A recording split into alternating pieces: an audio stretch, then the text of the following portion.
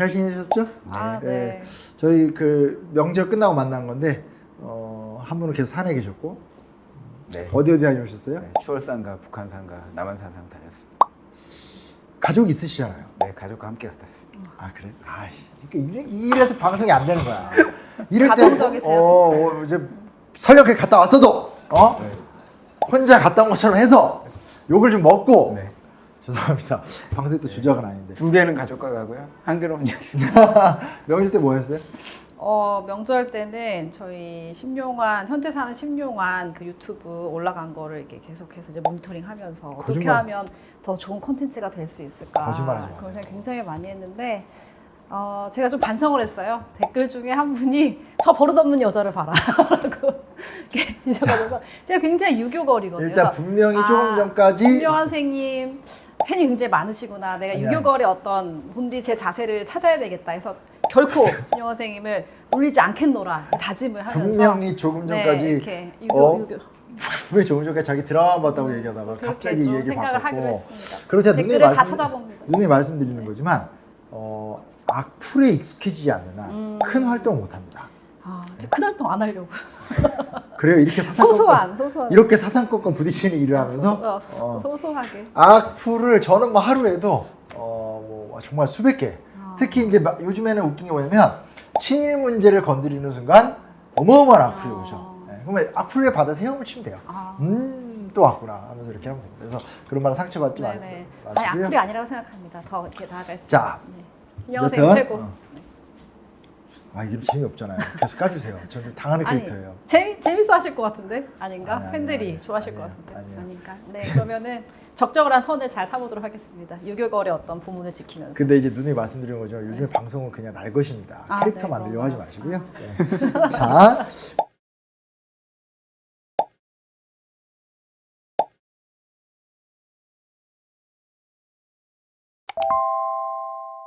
어제는 뉴스 보니까 이제 수능을 만들었던 사람, 뭐 누가 한 명이 만드는 것도 아닌 건데, 맞아. 내가 만들었다. 내가 원래 의도했던 건 이게 아니다. 저는 사실은 강한 반감이 있었어요. 그 기사를 보고. 왜냐? 그렇지 않았어요?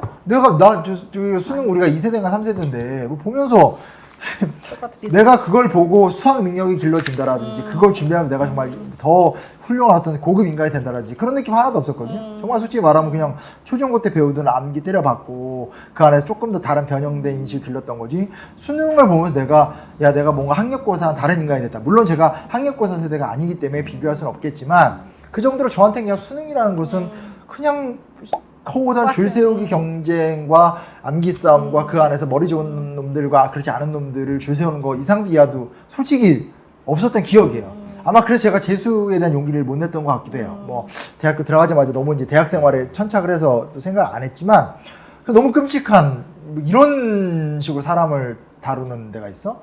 아까 말씀드렸던 약속의 네버랜드 같은 보십시오. 만화 되게 재밌을 것 같은 사육장과 같은 학교. 그래서 A급이냐 B급이냐 마블링이 잘 되냐 안 되냐 뭐 이렇게 다루는 시험 같은 느낌이 들었는데 수능 체제, 수능 어떻게 보세요?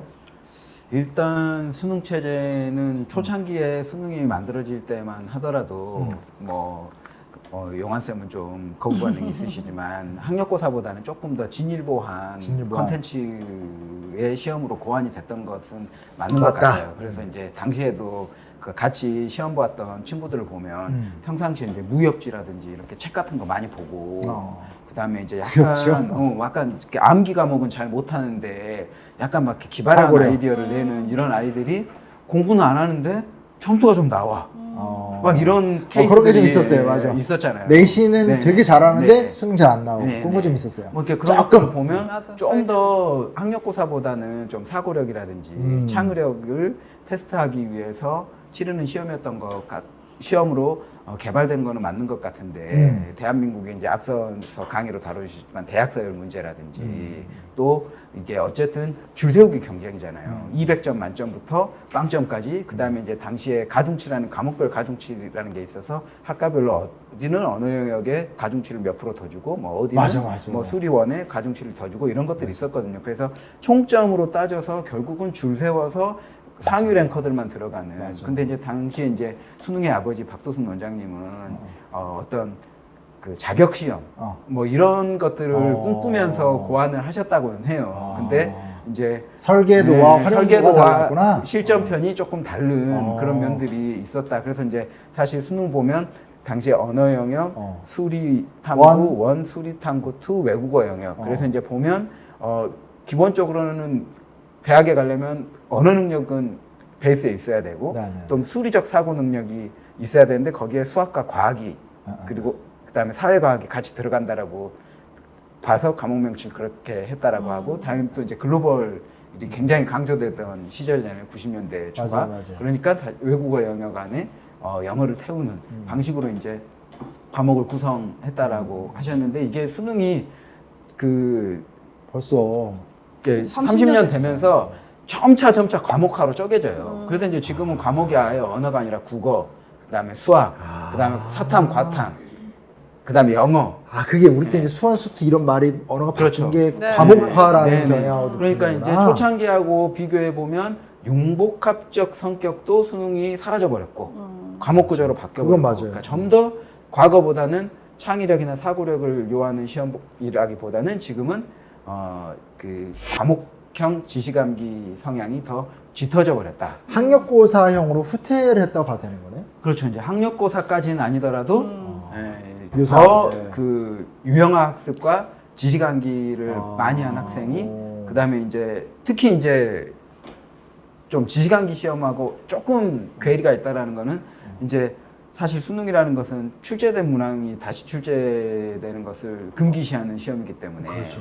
그러니까 나올 문제를 예상하는 컨텐츠를 팔고 있는 학원에 등록을 했냐 안 했냐에 따라서 결과가 이 달라질 결과가 달라질 수 있는 그런 구조가 그런 구조가 있다라는 게 이제 지금 과거와 다른 거죠. 그다음에 초창기 수능 같은 경우에는 이 사교육에서 관련 컨텐츠를 많이 못 만들고 그렇죠. EBS 정도가 이렇게 수험에 도움을 주는 그 컨텐츠였다라면 이 30년간 되는 과정에서 완전히 사교육이 대비 시장을 장악하고 있는 그런 상황. 그런 변화가 있다. 그 특히 역사적 어떻게 맥락을 더 잘 아시겠지만 그때 뭐 한참 뭐 연합고사니 뭐 자격고사니 학력고사니로 맞아. 막 변화되면서 그때 마침 또 과외 금지 유언 결정이 나고 또 이제 정부가 정책을 과외를 이제 허용하는 바꾸면서 굉장히 이 자본이 이 대입에 엄청나게 투입되는 그래서 다 같이 경쟁에 뛰어드는 게 이제 굉장히 과열됐던 시기였어요. 그래서 그때 굉장히 정서적인 학생들의 어떤 정서 장애들 이런 것들이 굉장히 많이 좀 폭발했고 그때 뭐 행보고 성적순이 아니잖아요. 뭐 그런 영화가 공전 히트를 치게 되고 이런 것들 때문에 이런 반성으로 암기식 위주의 어떤 학력고사를 폐지하고 조금 더 창의적이고 수학 능력이 되는지 이런 것들을 알아보는 창의적인 시험으로 바꾸겠다라고 해서 이제 수능이 이제 탄생된 거잖아요. 말씀하신 대로 초창기는 그런 것들이 이루어졌으나 여러 가지 이제 세월을 거치면서 똑같은 모습들이 답습되고 있잖아요. 지금 학생들 뭐 이 경쟁적인 이 수능 시험 때문에 사실은 많은 정서적 장애를 이렇게 호소하고 있고, 뭐 정신과의 이 치료를 받으러 가는 학생 굉장히 많이 늘고 있고, 똑같이 답습이 되고 있는 것 같아요. 그래서 지금 이 수능 제도에 대해서 대입 제도에 대해서 개선하지 않으면 똑같이 더 큰 문제에 봉착하게 된다. 역사를 통해서 또 미래를 봐야 되는 것이니까. 그러니까 이제 얘기를 듣다 보면 이제 초창기에 나름 추진이 있었는데 그게 유명무실화됐고 그 부분을 학원의 영향력이라는 것이 이제 치고 들어갔고 요게 이제 핵심적인 이야기잖아요. 저도 이제 사교육에서 한 10년 정도 있었기 때문에 잘 알죠. 왜냐면 문제의 모습은 바뀌지만 대충 어떤 문제가 나올지 올해 뭐가 나올지는 보이거든요. 그거는 계속 하다 보면 보여요. 그걸 가르치는 걸로 저도 대치동에서 오래 있었기 때문에 알죠.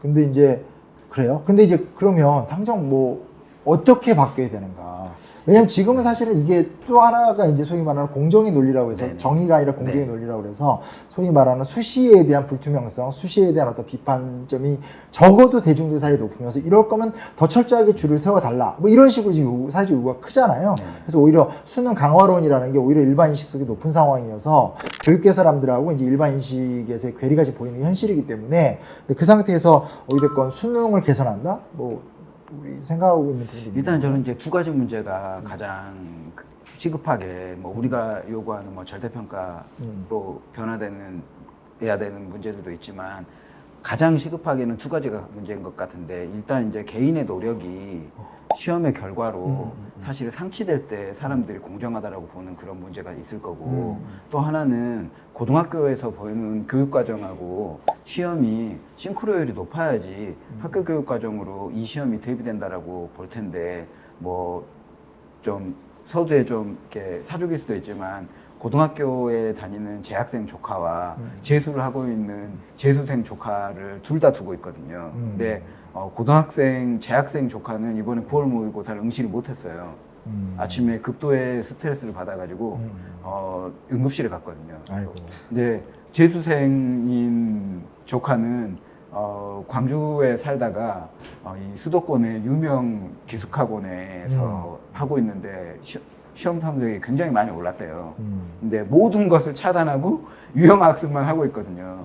그래서 이제 그런 걸 따져보면 사실 현재 2015 개정교육과정은 체험, 토론, 발표, 프로젝트 이런 거를 교실에서 해라 라고 교육과정이 만들어져 있거든요. 근데 그렇게 한다라고 그렇게 이제 아이들하고 모둠에서 프로젝트도 하고 막 발표도 하고 막 에세이 같은 것도 쓰고 뭐 탐구도 하고 그러는데 오지선다형의 찍기 시험을 달달달달 외우고 갑자기 보라고 하니 준비할 수험 대비만 놓고 보면 고등학교를 다니면서 수능 시험은 따로 준비를 해야 되는 건데 대비할 시간이 없는 그러니까 이제 교육 과정하고 싱크로가 맞지 않는. 그럼 현재 일단 고등교육과정도 더 이렇게 어떤 그런 우리가 생각하는 이상적인 수업 형태로 계속 바뀌어가고는 있는 거예요. 네네. 그다음에 이제 수행평가 비율도 높아져가지고 예를 들면 이제 무슨 뭐 국어 같은 경우에는 뭐 이렇게 뭐 시나리오를 써본다든지 뭐 이런 걸 시키더라고. 뭐 이런 걸 하라고. 그다음에 이제 써서 뭐 또 뭐 그 영상도 만들어봐라고 편집도 해보라고 막 이런 식으로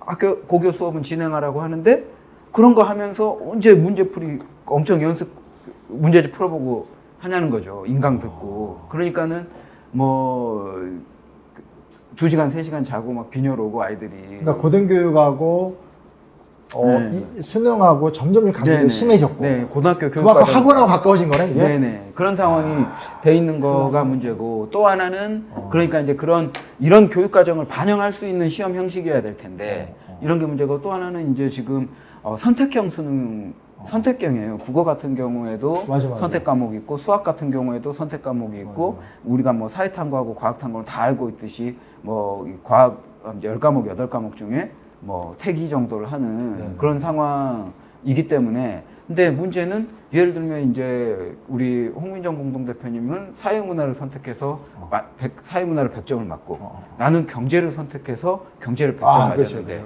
이게 이제 표준 점수화 되기 때문에 표준 점수가 사회문화는 만점이 뭐 68점인데 제가 선택한 경제는 60점이야. 똑같이 100점을 맞아도 똑같이 100점이 안 되는 이런 구조이거든요. 근데 그나마 탐구는 나은데 국어와 수학 같은 경우에는 심하구나. 공통문항이 또 한 과목 안에 공통문항과 선택 과목으로 나눠지는데 이 선택 과목을 선택한 사람들의 공통문항 점수에 따라서 점수를 조정하는 해괴망측한 제도를 펼치고 있거든요.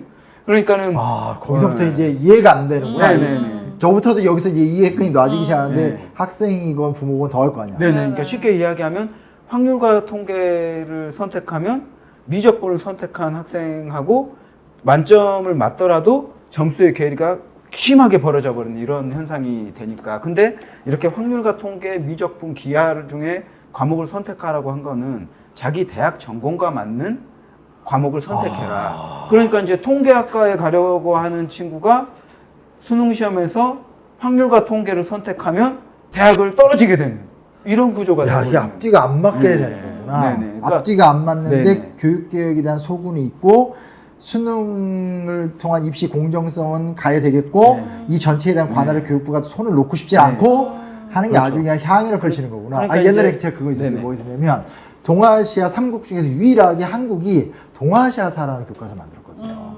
최초예요. 그러니까 한중일의 역사를 함께 이해해보자. 물론 그것도 과정에서 원래는 근현대사 위주로 가자고 했는데 이게 그렇게 안 되면서 정근대사 위주의 내용이 다량 들어가면서 정말 재미가 없어진 거예요. 근데 문제는 그게 문제가 아니라 뭐냐면 한국 사람 하면 되고 세계 사람 차라리 세계에서 덕후만 하면 되는 건데 동아시아사는 이도저도가 아니게 됐어요. 그래서 역사적 의의, 사회적 의의와는 아무 상관없이 가장 학생들이 선택하지 않는 과목이 되면서 처참하게 몰락했었던.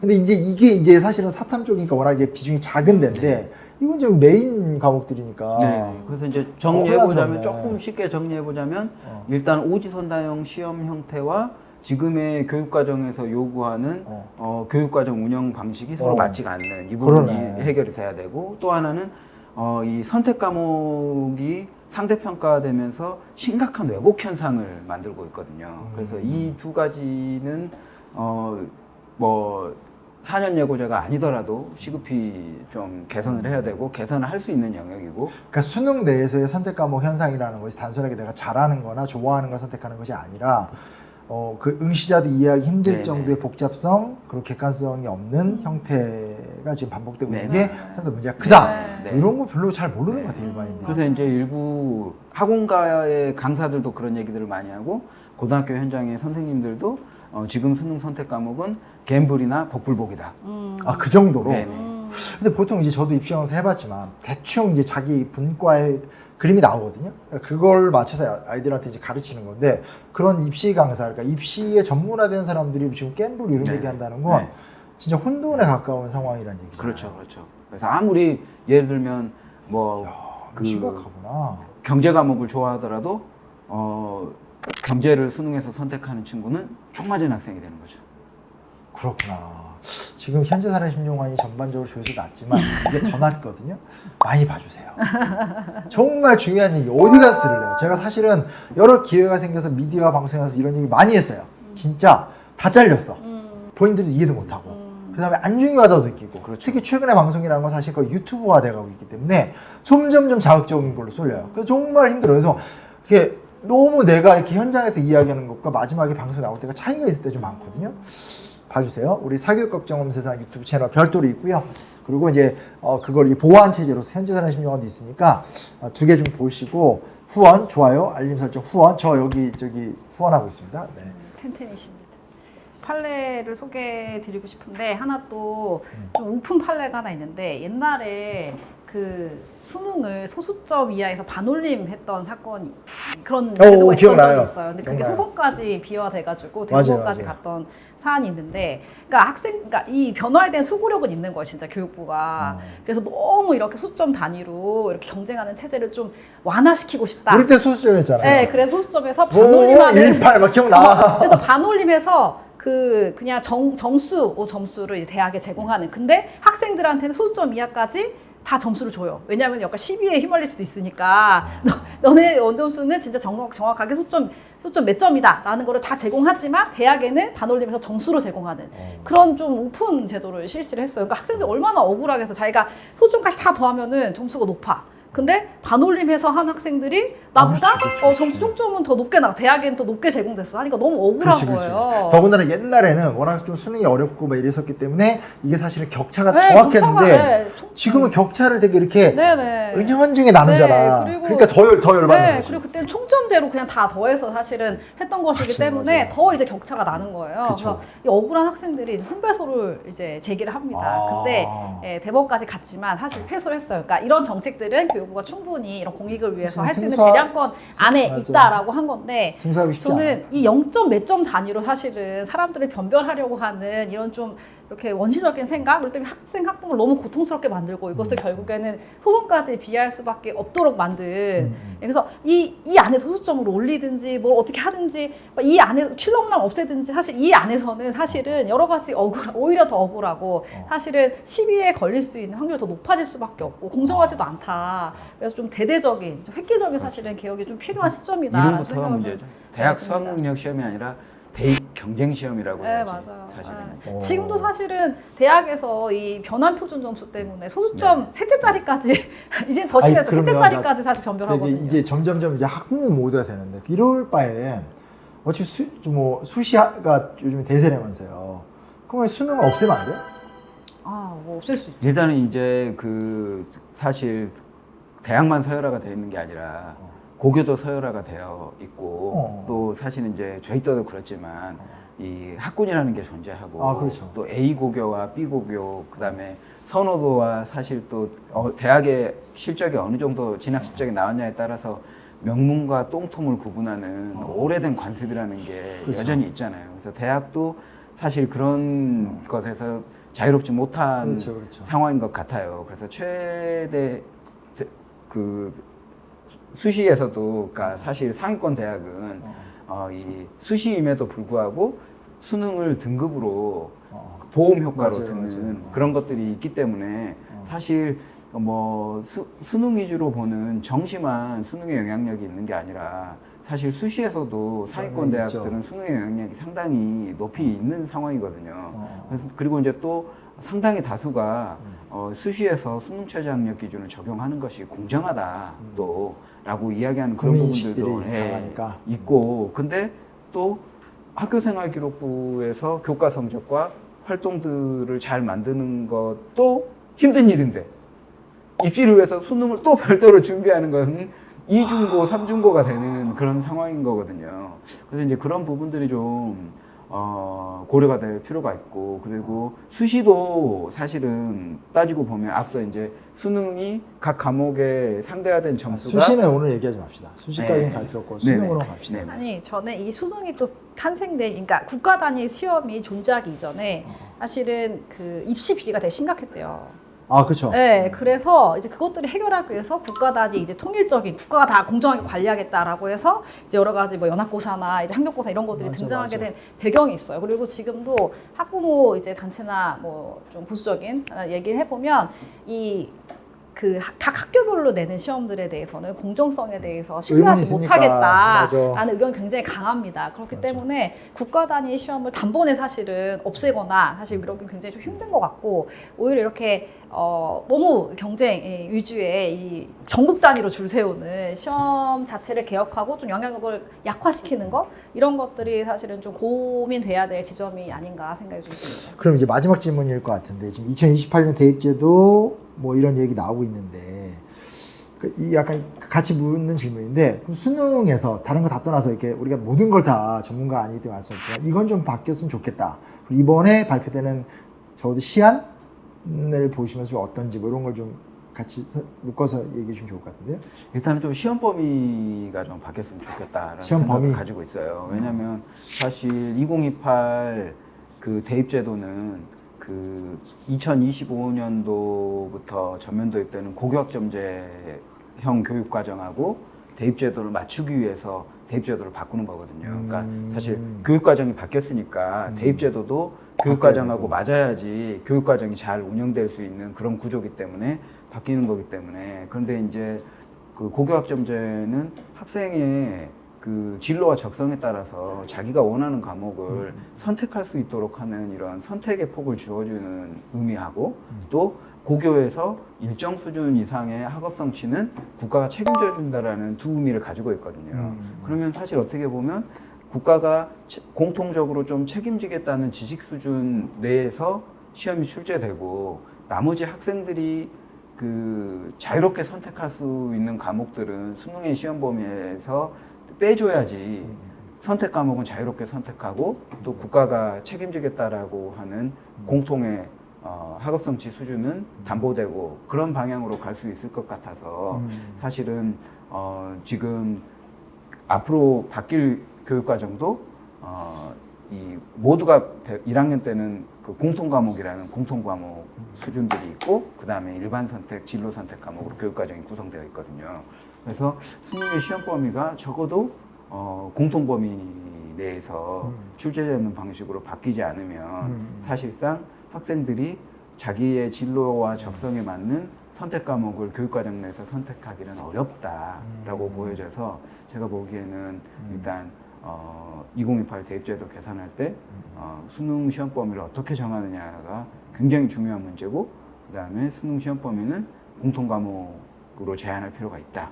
그러니까 적어도 수능이라는 것이 어떤 전지전능한 기준이 되는 걸 포기해야 된다. 그러니까 합리적인 측정의 기준 정도만 돼야지 이걸 통해서 모든 것에 등락이 결정되는 흐름은 위험하고 그건 정말 많은 왜곡을 불러일으킬 거다. 네네. 그리고 이제 또 이제 학령 인구가 상당히 줄었기 때문에 일정 기간 동안은 뭐 수능이 그런 방식으로 변모하더라도 지금 상당한 변별력이 있는 시험이다. 라는 얘기들도 전문가들이 많이 하고 있거든요. 어떻게 보세요? 네, 좀 두 가지 이야기하고 싶은데 하나는 뭐 말씀하시는 맥락 속에 다 녹아 있지만 저는 9등급 절대평가로 이번 수능을 좀 개선하겠다라고 발표하는 것이 무엇보다 시급하다라고 생각이 듭니다. 뭐 절대평가 하게 되면은 변별력 문제를 계속 얘기하시는데 사실 많은 이제 대학의 입학사정관들이나 사실 현직 교사들이나 9등급 절대평가로 하더라도 안정적인 대학 입시가 가능하다라고 이야기를 하고 있습니다. 그렇기 때문에 이때까지 너무나 많은 수많은 부작용들, 학생들의 정서 문제, 뭐 자살 문제부터 시작해서 이 경쟁 때문에 사실 제도가 굉장히 좀 비효율적으로 소송이 휘말리고 이런 일들이 계속 벌어지는 것을 답습하지 않기 위해서는 이제 선제적으로 9등급 절대평가를 좀 선언하는 것이 필요할 것이라고 보이고요. 또 하나는 이건 좀 세부적인 문제일 수 있는데 최근에 발표된 데이터여가지고 얘기하는 건데 지금 출제위원 문제 굉장히 좀 많이 거론되고 있잖아요. 사실 뭐 카르텔이 있었다, 24명의 뭐 출제위원들이 맞아, 진짜 맞아. 뭐 비리를 비리를 저질렀다. 저질렀다 이런 것도 계속 발표되고 있는데 재밌는 이제 그 자료가 있더라고요. 그래서 최근에 그것 때문에 이제 그 국회의원실에서 조사를 한 것 같은데 이 서울대 출신의 이 출제위원들이 굉장히 압도적으로 높다라는 결과가 그래요? 발표됐어요. 그러니까 뭐 2023년 뭐 수능 같은 경우에 보면은 국어, 수학, 과탐 이 세 과목의 출제원만 보면 서울대 출신 32%를 차지했다고 합니다. 그러니까 그만큼 좀 서로 알만한 사람들, 서로 선후배로 연관된 사람들이 이제 출제를 했을 경우에 또 같은 학풍을 이제 공부한 사람들이 출제됐을 경우에 서로를 견제하고 또 새로운 문제를 출제하고 공정성을 좀 담보하는 길이 사실 좀 어려울 수 있다는 거예요. 근데 이런 이제 문제들이 계속 답습이 되어 왔던 것이기 때문에 이 출제 유연 그리고 출제 방식 과정 가운데서도 좀 새로운 진짜 개혁적인 좀 모습들이 좀 필요할 것 같다라는 생각이 좀 듭니다. 네. 뭐 구체적인 개혁적 정책이 뭐 그리고 또 이것도 말씀드리고 싶었는데요. 출제위원과 검토위원의 역학관계도 계속 이제 나오는 이야기였어요. 출제위원과 검토위원이 있거든요. 이 수능 출제 관리 그 규정에 보면은 출제위원 자격이 따로 있고 검토위원 자격이 따로 있어요. 그래서 출제위원이 출제를 하면 검토위원이 검토를 하고 그래서 이런 것들 N번 이렇게 교차 검증을 해가지고 출제가 되는 방식인데 이 교육과정 수준과 범위를 지키지 않는 문제 특히 뭐 이런 것들에 관해서는 교수진들이 너무 그러니까 출제위원 자격에 교수와 이제 대학의 조교수 이상 또 연구기관의 연구원 그리고 고교 5년 이상 근무 자격이 출제위원의 자격이고 검토위원회는 고교 교사 5년 이상만 있어요. 그러니까 출제위원 자격에는 대학 교수가 들어가는 거죠. 그래서 아무래도 더 이끌려 갈 수밖에, 리딩할 수밖에 없다. 출제위원들의 이 성향이나 이 출제위원들의 입김이 훨씬 더 검토위원보다는 더 이제 중요하고 강할 수밖에 없다. 그렇기 때문에 계속해서 교육과정에 전문성이 있는 교사들이 좀 더 이제 그 영향력을 발휘하지 못하는 것이 이 수능 출제에 굉장히 좀 오래된 문제이다라고 계속해서 문제 제기가 되어 왔고 저희 손배소 이제 소송에도 이런 부분을 어필을 했었죠. 그래서 이런 것들도 좀 완전히 좀 획기적으로 좀 개선이 돼서 이번에 뭐 수능 검토 공정위원회 제가 이름이 정확히 안 나는데 거기서는 이제 교사들을 위주로 이제 위촉을 하겠다라고 하고 있지만 여전히 출제위원들은 계속해서 대학 교수 이상의 이제 그런 분들이 리딩을 하는 거기 때문에 이런 것들도 좀 고쳐질 필요가 있다라고 보고 있는 것이죠. 대한민국 시험에 오래된 고질적인 문제 중에 하나라고 보는데 사실은 이제 국가시험은 국가교육과정에 의해서 출제가 되도록 되어 있는데 사실은 대한민국의 모든 시험이 국가교육과정을 0도 몰라도 출제를 할 수 있거든요. 무수히 많은 문제집들이 나와 있고 그 다음에 본인들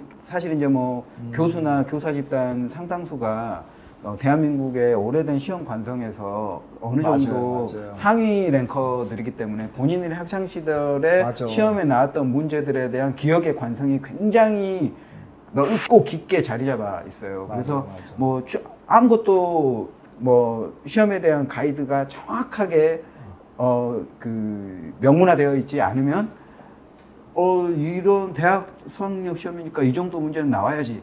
맞아.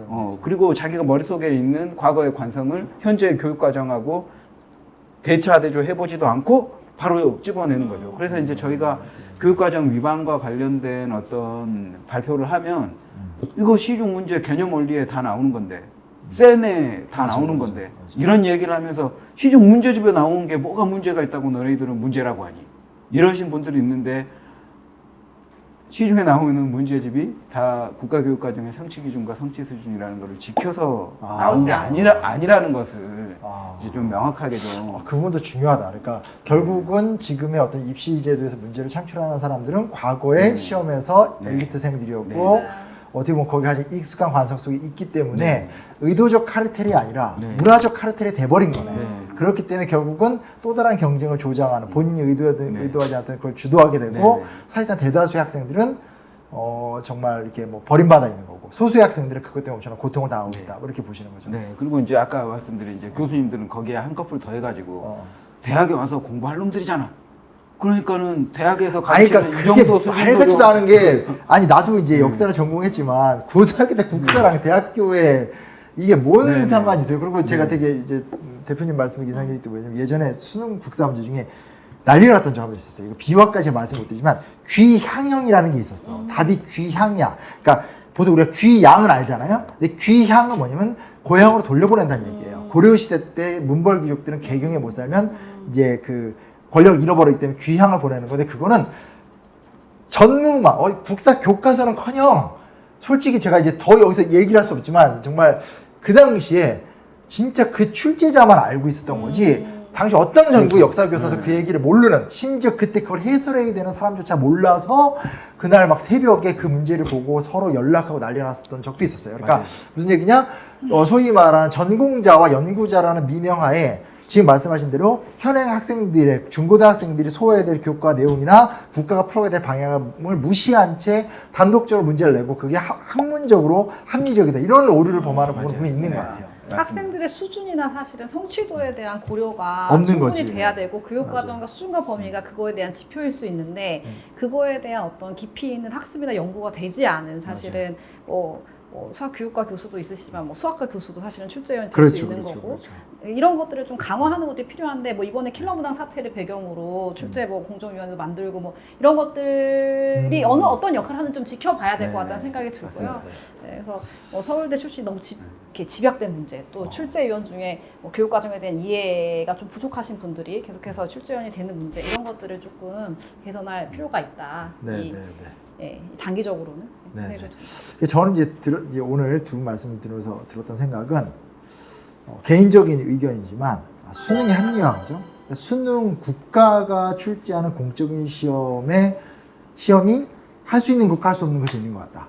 할 수 있는 것만 딱 해주면 나머지는 충분히 성숙된 학교와 어떤 교사와 지역, 교육감 이 사람들이 또 해결해야 될 문제가 아닌가 이런 생각도 좀 많이 좀 해보게 됐습니다.